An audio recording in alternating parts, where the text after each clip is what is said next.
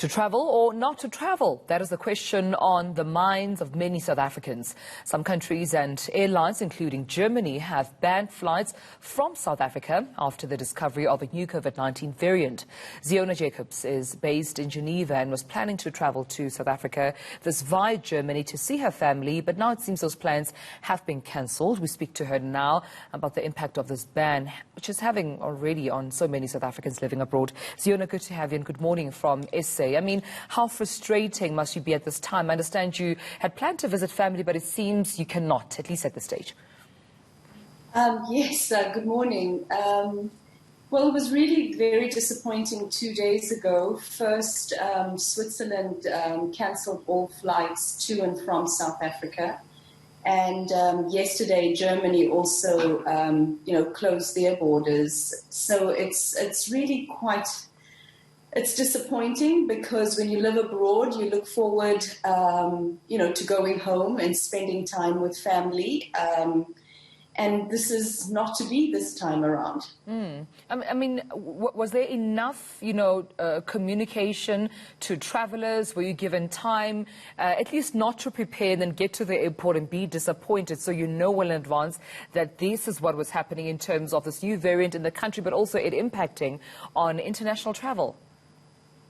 Well, I think what's different this time, because earlier this year I was meant to travel home, and what was interesting with the airlines then is there was much faster communication about, flights, the fact that flights were cancelled, but also they would advise you, we will, you can keep the flight for a certain period of time, please be in touch. There was a lot more communication. This time around, there's been no communication from the airlines up until now.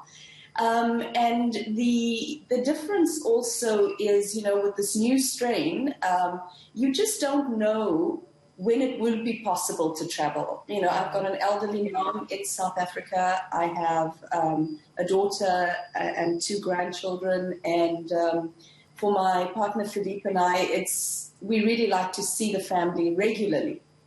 And it just creates a lot of uncertainty. I think the other thing that happens is also, that the tourism industry in South Africa, when the regulations were relaxed, were opened to help stimulate the economy. And we wanted to contribute to that as well, besides seeing our families. But, it's just you worry about the country economically. Yeah. What does this mean and how long is it going to go on for? Right. So it's really quite challenging. Also, just to plan your life. I still do some work in South Africa. And yes, while technology has allowed for us to communicate in the way that we are now, and it's a lot more comfortable, don't have to go into a studio, you can just do it from home. I think human interaction is still so necessary. And to see, touch, feel, not just my family, but the country, and get a sense of the country when you back home is very difficult. Absolutely. And of course, it's really it's cold here. It's like right now 2 degrees. It's still dark out there. And you wanted some of the sun. You wanted the beauty of South Africa and the energy of South Africa.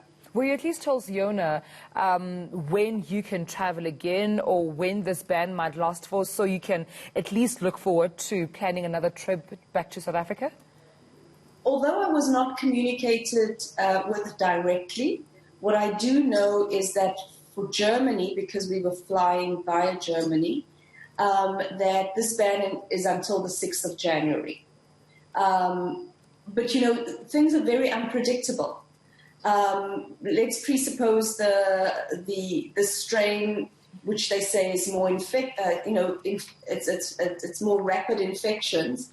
When do we think what will happen in January? We don't know. It's just so unclear.